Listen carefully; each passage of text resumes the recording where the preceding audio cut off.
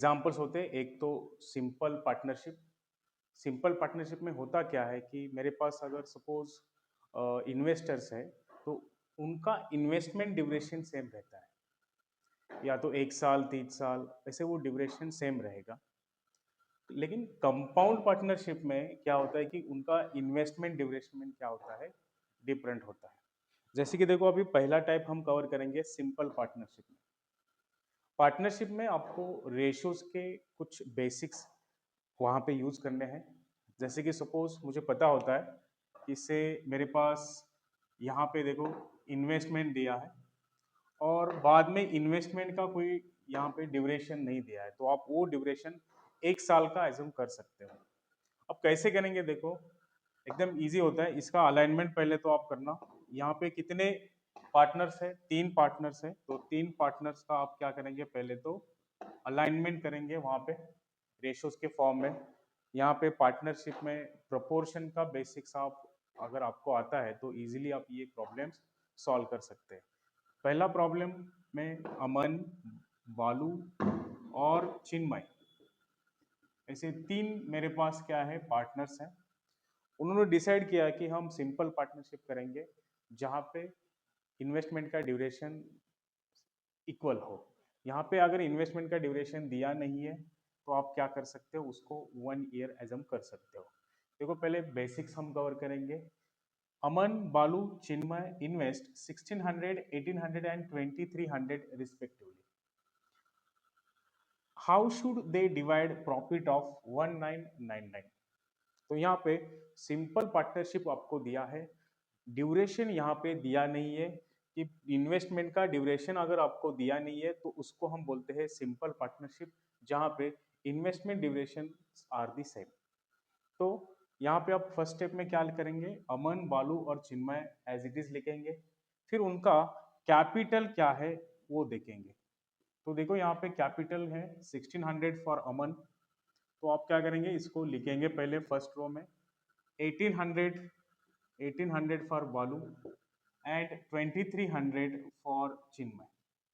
ठीक है, तो फर्स्ट लाइन में आप उनका इन्वेस्टमेंट यानी कि कैपिटल का रेशो लिखेंगे। अब जीरोस जीरोस क्या होंगे यहाँ पे, कैंसल।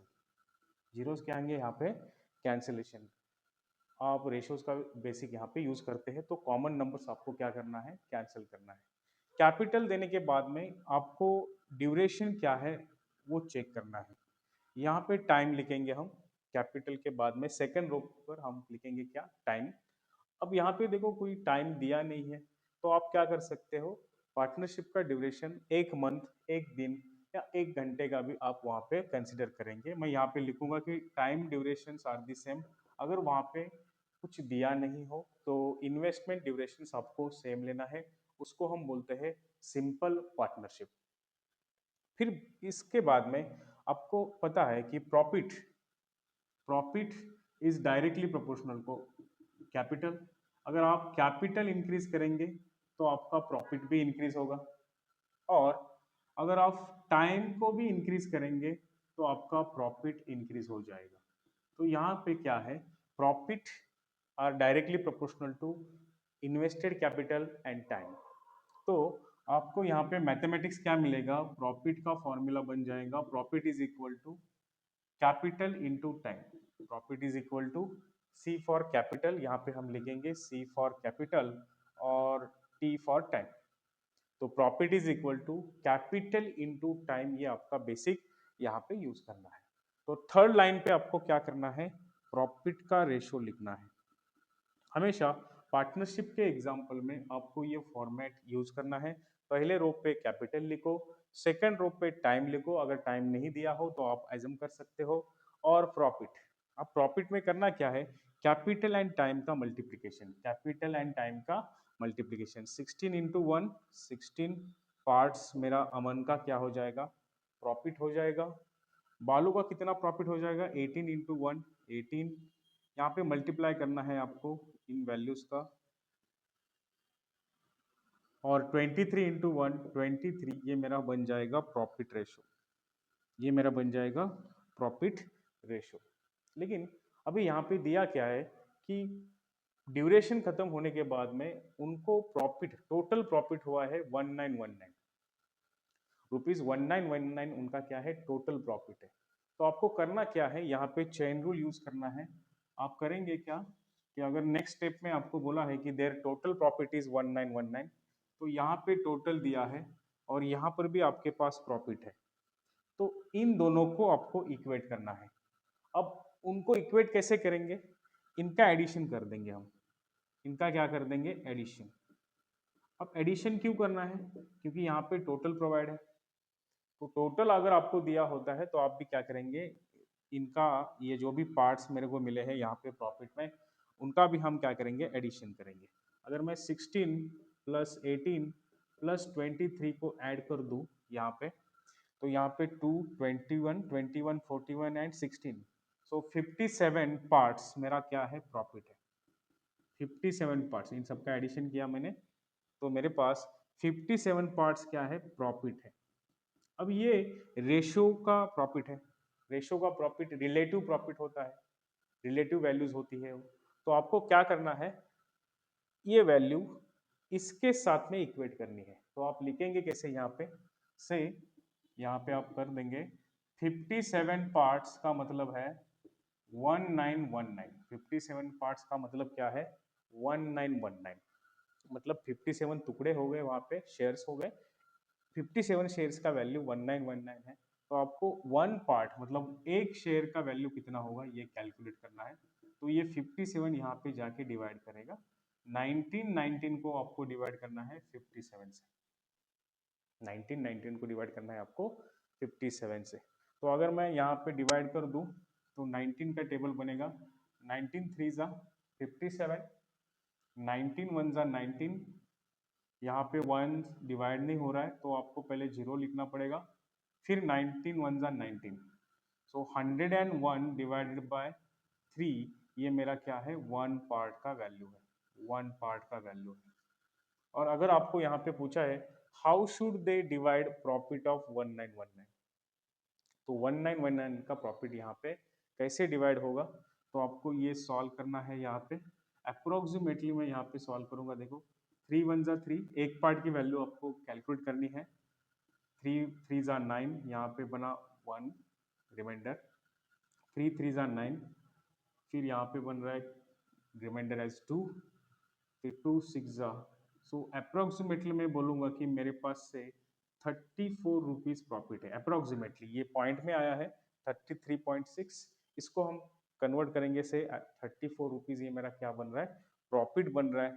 तो हम करेंगे क्या, अभी ए का कितना प्रॉफिट है, सो ये वन पार्ट का वैल्यू बन गया 34 रुपीज, वन पार्ट का वैल्यू कितना बन गया 34 रुपीज। तो आपको बोला है से ए का प्रॉफिट कितना होगा, तो आप क्या करेंगे, एज का प्रॉफिट अगर आपको निकालना है, एज प्रॉफिट, तो आप क्या करेंगे यहाँ पे 16, ये ए का प्रॉफिट है 16 पार्ट्स, तो आप 16 को मल्टीप्लाई करेंगे 34 को, 16 इंटू 34 करेंगे।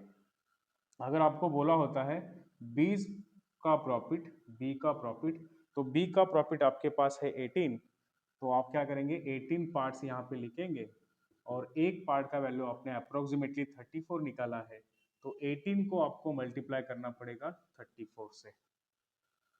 फिर अगर आपको पूछा होगा सी का प्रॉफिट क्या है, तो सी का प्रॉफिट अगर आपको कैलकुलेट करना है, तो सी का प्रॉफिट मेरे पास है 23 पार्ट्स, तो 23 पार्ट्स मतलब एक पार्ट का वैल्यू आपके पास है 34, सो 23 मल्टीप्लाइड बाय 34। तो ऐसे आपको क्या करना पड़ेगा, कैलकुलेशंस करके इसके वैल्यूज निकालना पड़ेगा। अगर आपको कैलकुलेशन इसका करना है तो आप 34 को 16 से मल्टीप्लाई करना है, तो आप कैसे इजीली कर सकते हैं, देखो 16 का मतलब होता है 10 एंड 6, तो आप पहले 10 से मल्टीप्लाई कर दो 34 को, तो आंसर आएगा 340, फिर आपको मल्टीप्लाई करना है 6 से, है 34 को अगर मैं 6 से मल्टीप्लाई कर दूं, सो 180 प्लस 24 204, ये मेरा आंसर बन रहा है। तो दोनों का अगर मैं एडिशन कर दूं तो मेरा आंसर आ रहा है 544, तो फर्स्ट का आंसर आएगा 544, सही है। और फिर 34 को 18 से मल्टीप्लाई करना है, तो 36 यहाँ पे ऐड कर देंगे, अगर मैं 44 में 36 ऐड कर दूं तो मेरा आंसर आएगा 580, 580, तो उसी ढंग से हम इसका भी आंसर कैलकुलेट कर सकते हैं। इसका स्क्रीनशॉट ले लो, एकदम सिंपल तरीका है। कैपिटल लिखना, टाइम लिखना, दोनों का मल्टीप्लाई करके प्रॉफिट का रेशो लिखना है। अगर यहाँ पे टोटल प्रॉफिट प्रोवाइड है तो आपको इनका टोटल करके यहाँ पे उसको इक्वेट करना है। इक्वेट करने के बाद में एक पार्ट का वैल्यू आप निकालो। अप्रोक्सीमेटली आप वैल्यूज निकाल सकते हैं ऑप्शन के हिसाब से, और फिर ये वाला जो पार्ट है इसको आपको इनसे मल्टीप्लाई करना है क्योंकि यहाँ पे प्रॉफिट बोला है।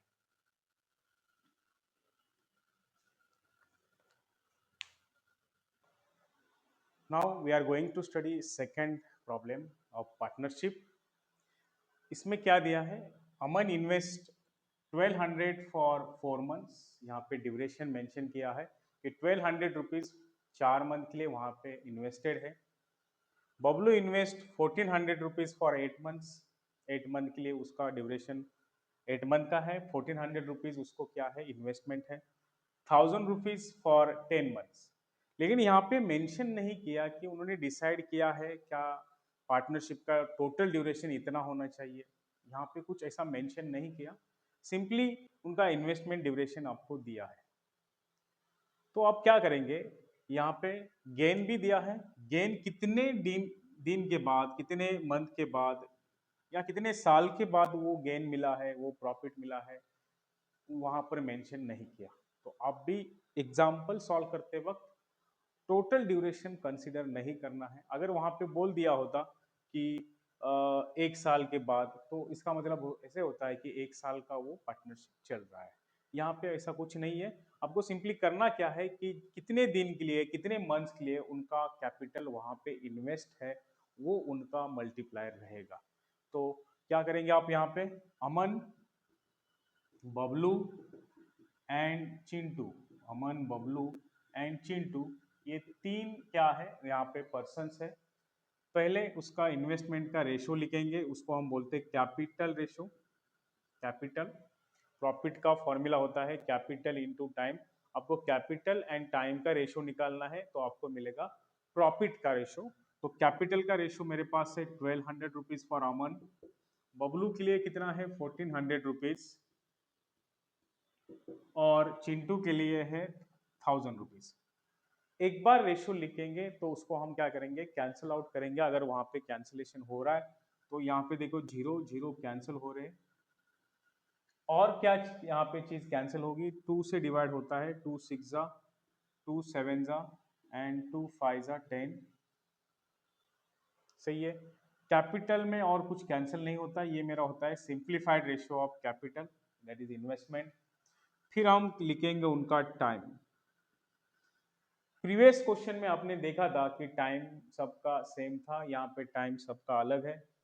तो आप क्या करेंगे, 4 मंथ्स, यहाँ पे इन्वेस्टमेंट लिखा है, यहाँ पे 8 मंथ का है सेकेंड पर्सन के लिए, 8 मंथ का, और थर्ड पर्सन के लिए आपके पास है 10 मंथ। अगर यहाँ से भी कोई डिवाइजर आपको मिल रहा है कॉमन, तो आप डिवाइड कर सकते हो। 2 से डिवाइड होता है यहाँ पे, सो 2 4 5, ये मेरा क्या बन रहा है, टाइम का रेशो बन रहा है। तो आपको कैपिटल मिल गया, आपको टाइम मिल गया, तो आपको अब क्या करना है, दोनों का मल्टीप्लिकेशन करना है। यहाँ पे आपको मिलेगा प्रॉफिट, प्रॉफिट का रेशो यहाँ पे मिलेगा। अब प्रॉफिट का रेशो कैसे मिलेगा, 6 × 2, capital multiplied by time, capital multiplied by time results into profit. तो प्रॉफिट आपको मिलेगा 6 2 जा 12, यहाँ पे 7 4 जा 28, और यहाँ पे बनेगा 5 5 जा 25। तो ये मेरा बन गया प्रॉफिट, 12 28 एंड 25। ये होते हैं प्रॉफिट के पार्ट्स, टोटल पार्ट्स। इसको 12 पार्ट मिल गए अमन को, 28 पार्ट बबलू को मिल गए, और 25 पार्ट्स चिंटू को मिल गए। अगर मैं इनका एडिशन कर दूं यहाँ पे, 28 और 12, यहाँ पे अगर मैं कर दूं 28 और 12, 30 प्लस 40, 40 प्लस 25, 65 पार्ट्स मेरे क्या है, टोटल प्रॉफिट है। 65 पार्ट्स ये मेरे क्या है, टोटल प्रॉफिट है। मैंने आपको बोला कि एक बार आपको प्रॉफिट का रेशो मिल गया, तो प्रॉफिट का टोटल मिल गया, तो वहां पे आपको चेन रूल यूज करके क्वेश्चन को सॉल्व करना है। तो आप यहाँ पे आप सॉल्व करेंगे। 65 प्रॉफिट है आपके पास, तो यहाँ पे लिख देना। 58 पार्ट्स का मतलब होता है 58 पार्ट्स का 68 पार्ट्स, सॉरी 68 पार्ट्स का मतलब होता है 5850। 65 पार्ट्स का मतलब होता है 5850। तो एक पार्ट का वैल्यू कितना आएगा? एक पार्ट का वैल्यू लाने के लिए आपको 65 यहाँ पे ट्रांसफर कर देंगे और डिवाइड कर देंगे। या तो आपका टेबल सही है तो 13 से डिवाइड कर सकते हैं या फिर 5 से डिवाइड कर सकते हैं। 65 का मतलब होता है 13 इंटू 5। तो आप पहले तो 5 से डिवाइड करना। 5 वन ज़ा 5, 5 वन ज़ा 5, यहाँ पे फिर से 5 वन ज़ा 5, 3 बन गया, 5 7 ज़ा 15 और फिर ये ऊपर का 0। मेरे पास आ रहा है 1170 डिवाइड बाय 13। आपको 13 से डिवाइड करना है। 13 वन ज़ा 13 एंड 13 नाइन ज़ा 117। सो 19 रुपीज ये मेरे वन पार्ट की वैल्यू बन गई। One part is equal to 90 rupees. कैसे किया देखो, रेशो लिख दिया, टाइम का रेशो लिख दिया, कैंसिलेशन हो रहा है तो कैंसिलेशन कर दिया, फिर इन दोनों का मल्टीप्लिकेशन किया मैंने, यहाँ पे लिख दिया। ये मेरा बन गया प्रॉफिट का रेशो। सबका एडिशन कर गया तो 65 पार्ट्स मेरे प्रॉफिट रेशो है। 65 पार्ट्स का प्रॉफिट है, तो 65 पार्ट्स का मतलब होता है एक्चुअल में 5850। यहाँ पे उसको इक्वेट कर देना, इसको हम बोलते हैं chain rule. 65 parts is equal to 5850। तो 65 यहाँ पर डिवाइड कर देना। एक पार्ट की वैल्यू मेरी बन गई 90 रुपीज। लेकिन आपको क्वेश्चन में क्या बोला है उसके हिसाब से आपको आंसर निकालना है। आपको बोला है चिंटू का शेयर क्या है, व्हाट इज चिंटू शेयर। तो चिंटू का शेयर देखो यहाँ पर है, चिंटू का शेयर, शेयर मतलब प्रॉफिट। तो 25 पार्ट्स ये चिंटू के शेयर है। तो वहां पे आपको लिखना है चिंटू शेयर। चिंटू शेयर कितने हैं मेरे पास? चिंटू शेयर है 25 पार्ट्स। 25 पार्ट्स और यहाँ पे आपने कैलकुलेट किया है एक पार्ट का 90 रुपीज। सो 25 इंटू 90 ये मेरा बन गया आंसर फॉर चिंटू शेयर। तो आपको क्या करना है फिर, 90 को 25 से मल्टीप्लाई करना है। 25 से मल्टीप्लाई करना मतलब यहाँ पे आपको 4 टाइम्स, मतलब 25 को अगर मैं 4 से मल्टीप्लाई कर दूँ तो यहाँ पे मेरा बनेगा कितना आंसर, 100। सही है। सो 250 रुपीज फॉर चिंटू शेयर। अगर आपको पूछा होता कि फाइंड शेयर ऑफ अमन, तो आप क्या करेंगे, 12 पार्ट्स का आंसर निकालेंगे। 12 इंटू 90 ये आपका आंसर आ जाएगा, मतलब 1080 ये मेरा आंसर बनेगा। अगर आपको पूछा होता बबलू का शेयर आपको निकालना है, तो बबलू का शेयर आप कितना है देखो, 28 पार्ट्स। तो 28 इंटू